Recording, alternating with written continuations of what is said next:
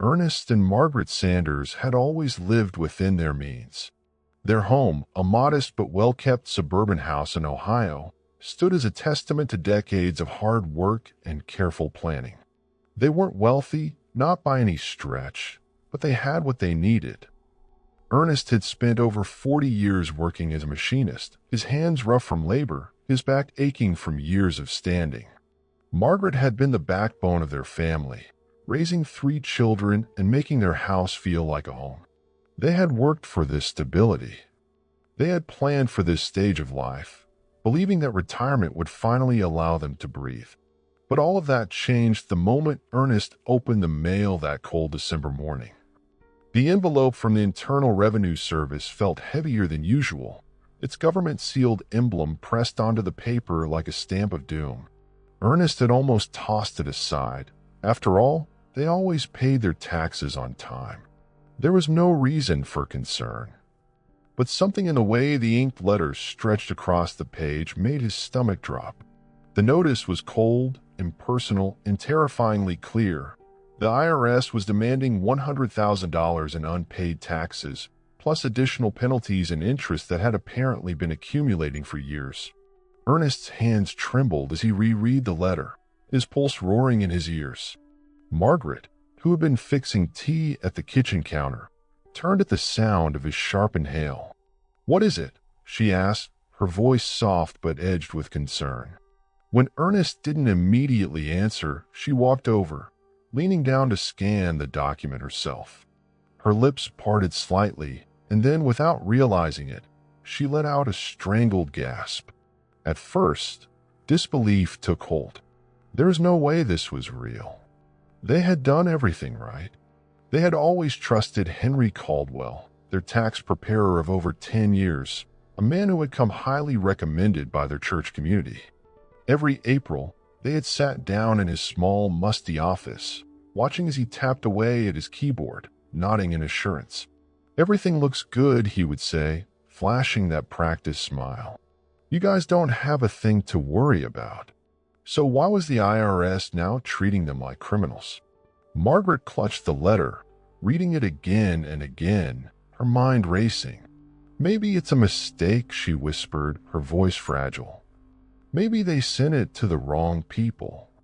But the IRS didn't make mistakes like this. The panic settled in almost immediately. They were retired, living off Social Security, a small pension, and their carefully managed savings. A bill of this magnitude wasn't just an inconvenience, it was financial annihilation. Their house, the home they had spent decades paying off, the one they had dreamed of passing down to their children, could be seized. Their bank accounts drained. The mere thought of it made Margaret feel as if the air had been sucked from the room. How do you fight something this big? How do you tell the government that they got it wrong? Desperate for answers, Ernest picked up the phone and dialed Henry Caldwell's office. The phone rang for what felt like an eternity before a tired-sounding secretary answered. "Mr. Caldwell is unavailable at the moment," she said, her voice clipped. "Can I take a message?" Ernest clenched his jaw. He had never struggled to reach Henry before. Tax season was the only time the man was truly busy, but it was December now. He should have picked up. "Tell him to call me back immediately," Ernest said, his tone sharper than usual. "It's urgent." Hours passed. No response.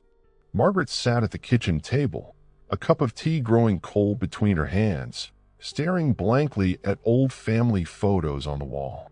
She traced her finger along a picture of their eldest son, Mark, taken at his college graduation. She had felt so proud that day. They had sacrificed so much to put their kids through school, believing that if they just worked hard and did everything right, life would be fair to them in return. But now they were about to lose everything because of a mistake that wasn't even their own. When Caldwell finally called back later that evening, his voice was different. Gone was the usual warmth, the reassuring confidence. Instead, there was hesitation. Excuses. "There may have been some clerical errors," he admitted, his tone evasive. some exemptions that weren't reported properly, some deductions that, in hindsight, maybe shouldn't have been claimed. Margaret felt her grip tighten on the phone. Asterisk, asterisk, what was he saying? That he had done this. That all these years, they had been trusting a man who had been making critical mistakes with their finances? Ernest didn't hold back. You screwed up our taxes? His voice, usually calm and measured, now carried the weight of anger, betrayal. Caldwell sighed. It's complicated, Ernest. The IRS doesn't care who made the mistake. You signed the returns. That makes you legally responsible. Legally responsible. The words hit like a freight train. It didn't matter that they didn't know what they were signing, that they had trusted Henry as a professional. It didn't matter that he was the one who had filled out the paperwork incorrectly. The IRS wasn't coming after him. They were coming after Ernest and Margaret. Two elderly retirees who had never cheated anyone in their lives were now being treated like criminals because of someone else's negligence. Margaret felt her throat tighten, a lump of emotion threatening to break loose. How could this be happening?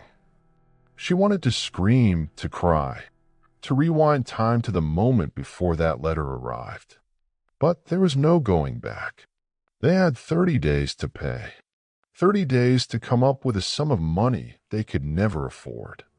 30 days before the life they had built, the one they had worked so hard for, the one they had dreamed of retiring in peace with, was destroyed. That night, they barely spoke. Margaret sat awake, staring at the ceiling, the quiet hum of the house suddenly feeling suffocating. Ernest sat at the kitchen table, his hands clenched together, trying to think of solutions. Could they sell the house? No, even if they did, it wouldn't be enough. Should they reach out to their children? No. No, they couldn't do that. Their kids had their own families to worry about. But as the long hours of the night stretched on, a new thought began to take root, one that neither of them had dared consider before. What if this wasn't just their problem? What if Henry Caldwell had done this to others? And what if they weren't just dealing with a simple mistake, but something much, much worse? The next morning, Ernest was already awake when Margaret shuffled into the kitchen, her eyes swollen from lack of sleep. He had been up all night, staring at that IRS letter as if looking at it long enough might make the numbers change. It didn't. The debt remained $100,000. A number so impossibly large that it may as well have been $1 million. Margaret poured herself a cup of coffee, her hands trembling slightly. She sat down across from him, watching the way he rubbed his temples, his fingers pressing into the deep lines of his forehead. She had seen that look before, the look of a man at war with himself. I don't think this was just a mistake, Ernest finally muttered, his voice heavy. Margaret frowned. What do you mean? He pushed the letter aside, replacing it with his notebook, the one he used when he needed to think things through. It was filled with scribbles, numbers, and timelines, his attempt to piece together what had happened. I spent all night going over our past tax filings, Margaret. I pulled out the old documents. Something isn't adding up. Margaret watched as he tapped a section of the notebook. Caldwell didn't just misfile one thing. He's been claiming deductions we weren't supposed to have for years. And when I started looking closer, I saw something else. Look at the dates. Every mistake was made in years where we got a refund. He never made a mistake when we owed anything. Margaret took a slow sip of her coffee, her heart hammering in her chest. You're saying he did this on purpose? I don't know, Ernest admitted. But I do know that if we had been audited earlier, we would have caught this. The IRS never questioned anything until now. It's like he exhaled sharply, shaking his head. It's like he was gaming the system, using our returns to pad numbers, hoping nobody would notice. Margaret sat in stunned silence, her fingers gripping the handle of her mug.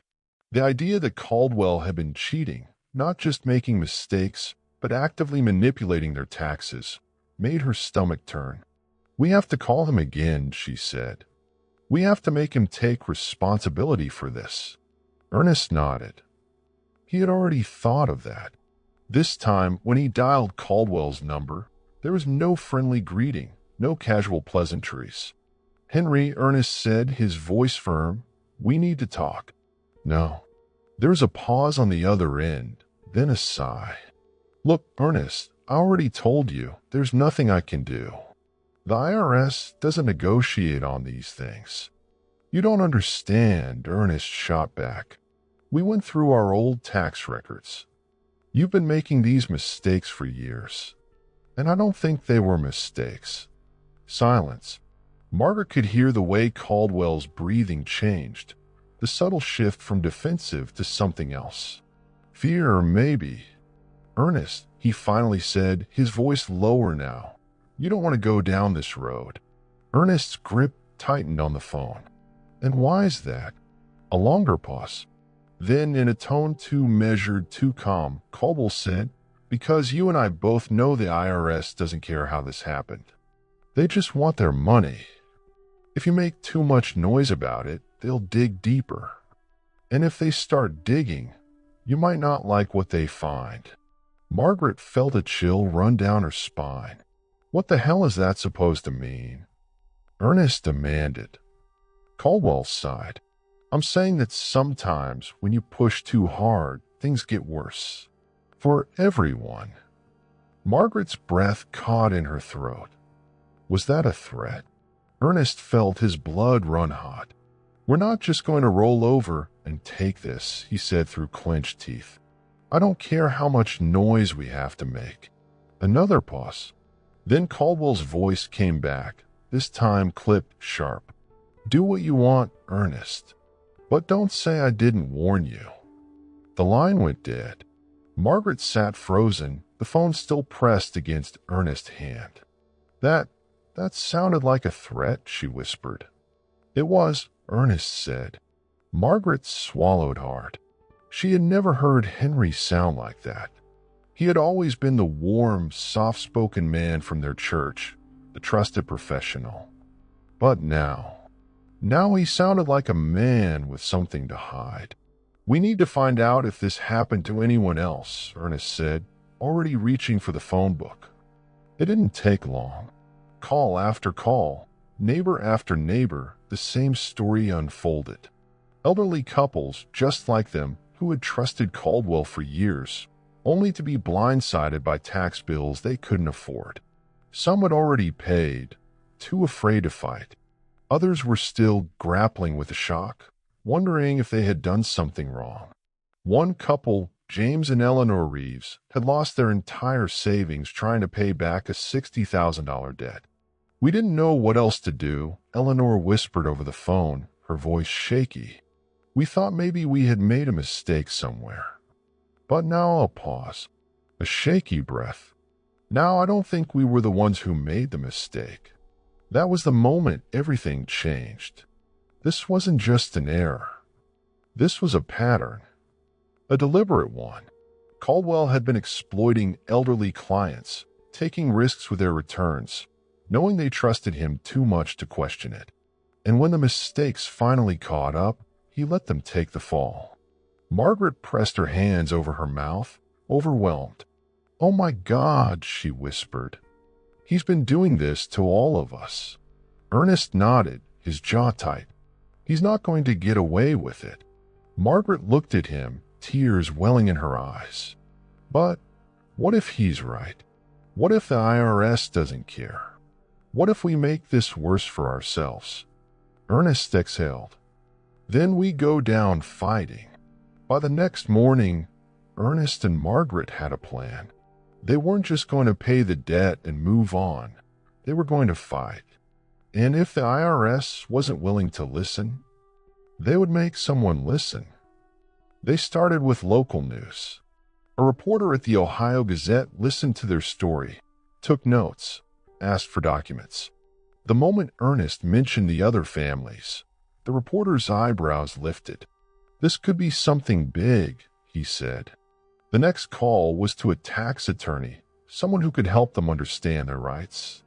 And while the lawyer didn't give them much hope, he did confirm one thing. If Caldwell had knowingly filed fraudulent returns, he could be held accountable. But it wasn't going to be easy. Margaret sat beside Ernest that night, watching as he scribbled down everything they had learned, every person they had spoken to. "You think we can actually win?" she asked softly.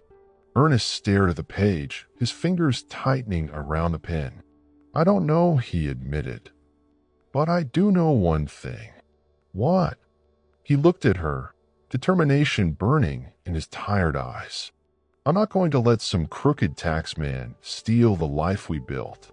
Margaret reached for his hand, squeezing it tightly.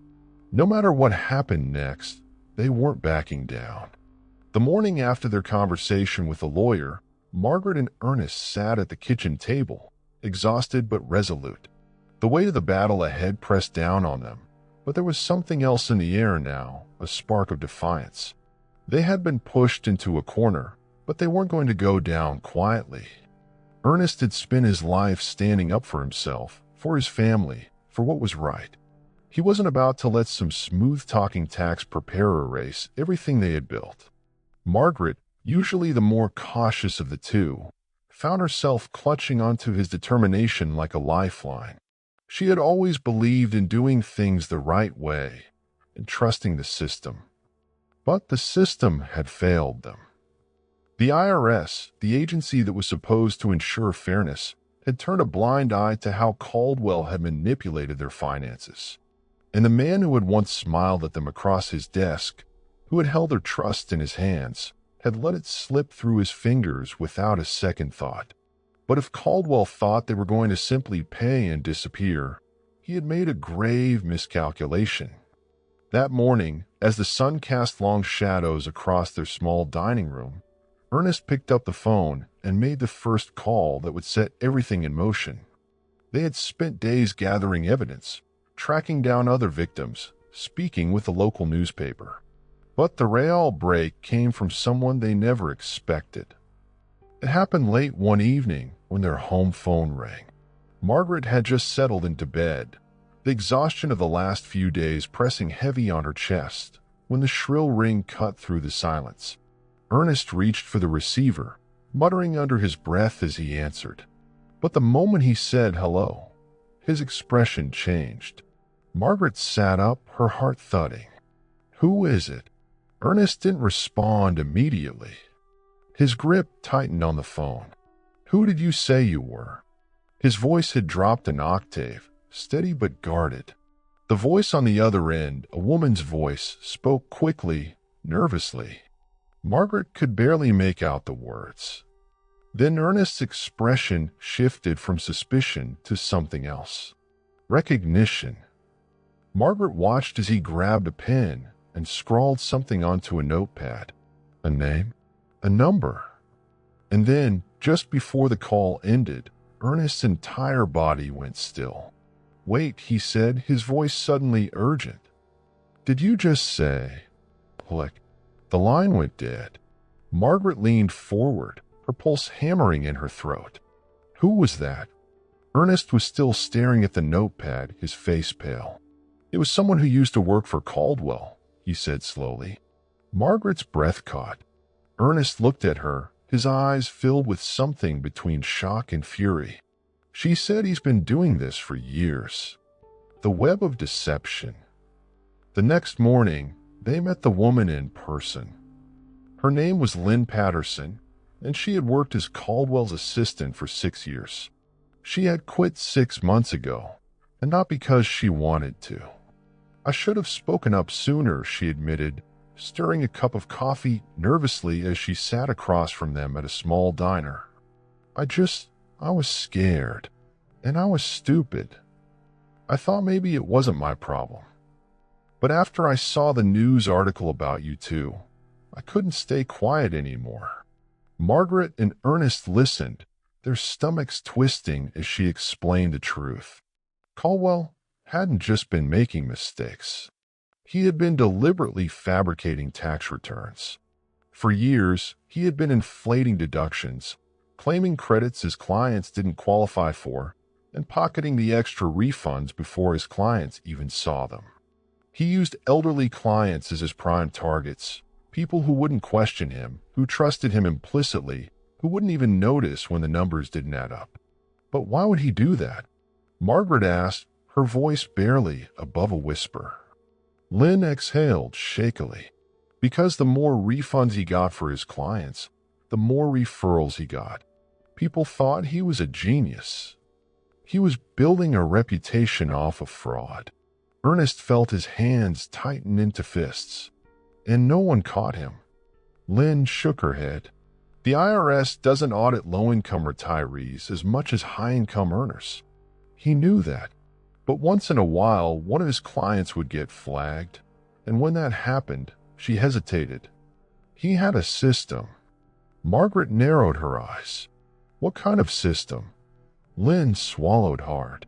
He would tell them it was an error on their end, that they must have misreported something. And since the IRS only cares about who signed a return, the client would be on the hook for the debt. Ernest's chest burned with rage. So you're telling me this man has been doing this for years, ruining people's lives, and he's gotten away with it? Lynn nodded. Until now.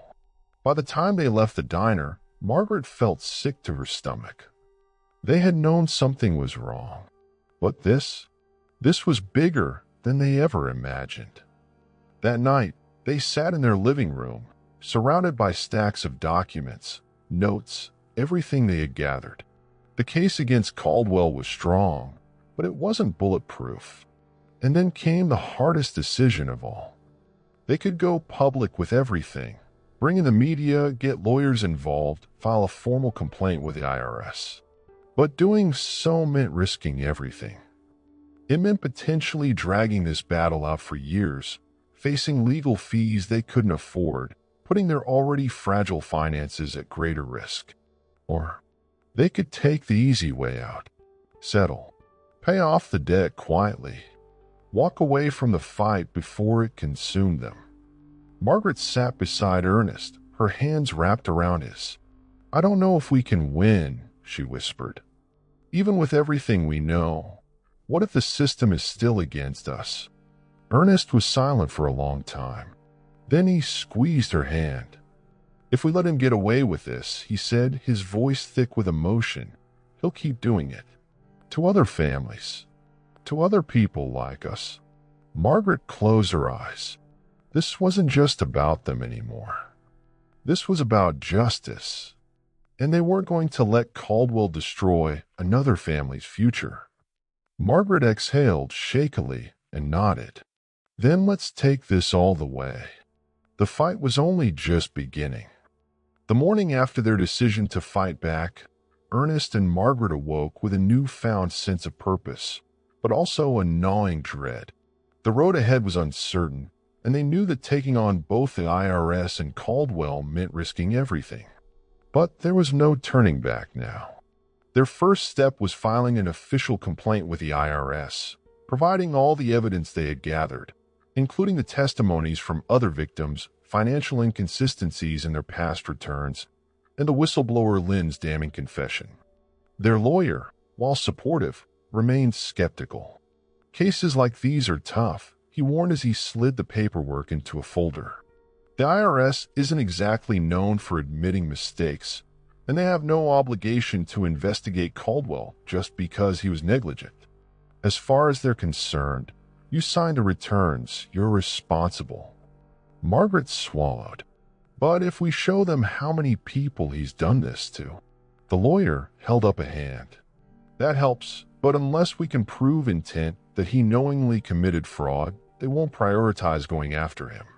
Ernest clenched his fists. Then we'll prove it. The lawyer sighed, running a hand down his face.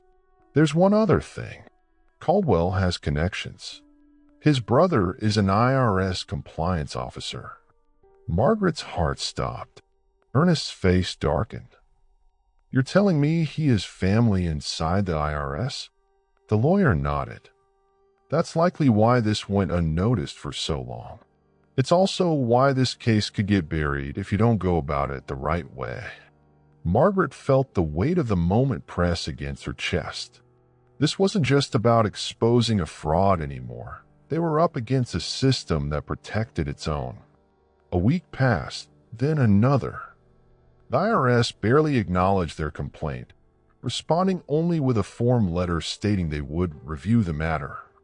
Meanwhile, Caldwell continued living his life untouched, still running his tax business as if nothing had happened. It was infuriating. How many lives had this man ruined? How many families had been bled dry while he walked free? Then something unexpected happened. One afternoon, Margaret received a call from an unknown number. She answered hesitantly, half expecting it to be another bureaucratic dead end. But the voice on the other end wasn't a government official or a lawyer. It was Caldwell. "Margaret," he said, his voice smooth, careful. "We need to talk." Margaret's breath caught in her throat. "There's nothing to talk about, Henry.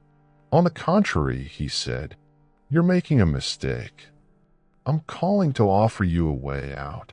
Margaret's grip on the phone tightened. "What kind of way out?" "A settlement," Caldwell said. "I can make this go away. I have resources. You walk away from this fight, and I'll pay off your tax debt in full." Margaret blinked. Her mind reeled. $100,000. Just like that. Ernest, sitting across the room, watched her expression shift. He stood up, motioning for her to put the call on speaker. She did. "I need this in writing," Ernest said firmly. Caldwell chuckled. "That's not how this works, old friend." Margaret's stomach soured at the word. Old friend. As if they had ever been anything more than another name on his list of victims. "I don't trust you," Ernest said. "I don't need you to," Caldwell replied smoothly. "I just need you to be smart." Silence filled the line. Then Caldwell spoke again, his tone lower, more menacing. "You have a choice, Ernest. Either take the money and walk away, or push this too far and lose everything." Margaret felt her breath catch. Ernest, however, only smiled.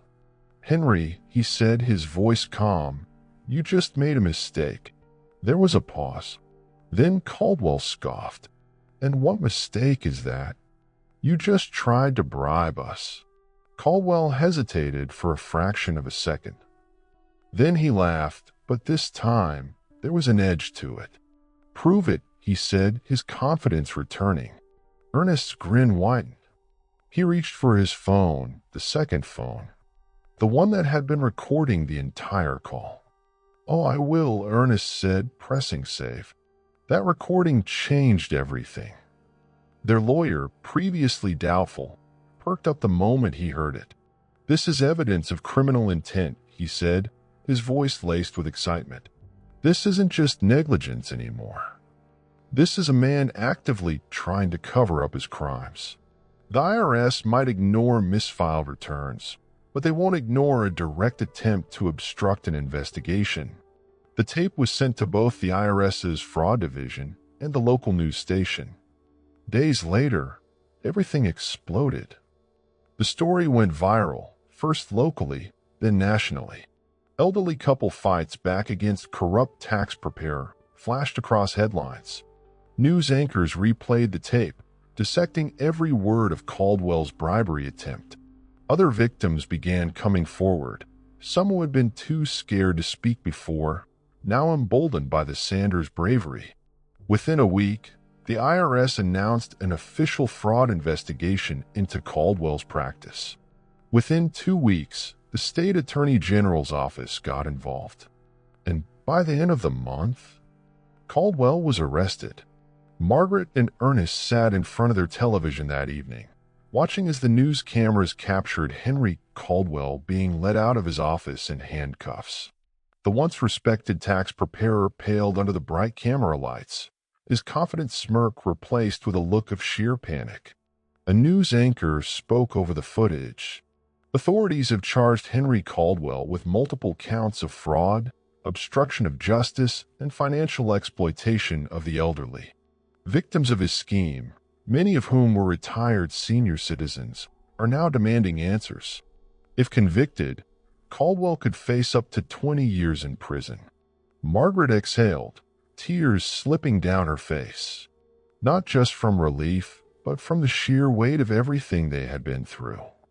Ernest reached for her hand, giving it a gentle squeeze. "We did it," he whispered. Margaret nodded. "We did." Though Caldwell was behind bars, their battle wasn't quite over. It took months of legal back and forth, but eventually the IRS dropped their tax debt. The government acknowledged that they had been victims of fraud, and while it wasn't an outright apology, it was the closest thing they were going to get. More importantly, their fight had saved others. In the months that followed, new legislation was proposed to increase protections for elderly taxpayers, making it harder for predatory tax preparers to exploit them. The case had sparked a national conversation, one that Margaret and Ernest never could have imagined being at the center of. Sitting in their home, the same home they nearly lost, Margaret leaned against Ernest's shoulder. "I don't regret it," she murmured. "Not one bit." Ernest smiled, placing a gentle kiss on her forehead. "We didn't just fight for us," he said. "We fought for everyone like us." And as they sat there in the quiet peace of their well-earned home, they knew they had won something far greater than money. They had won justice,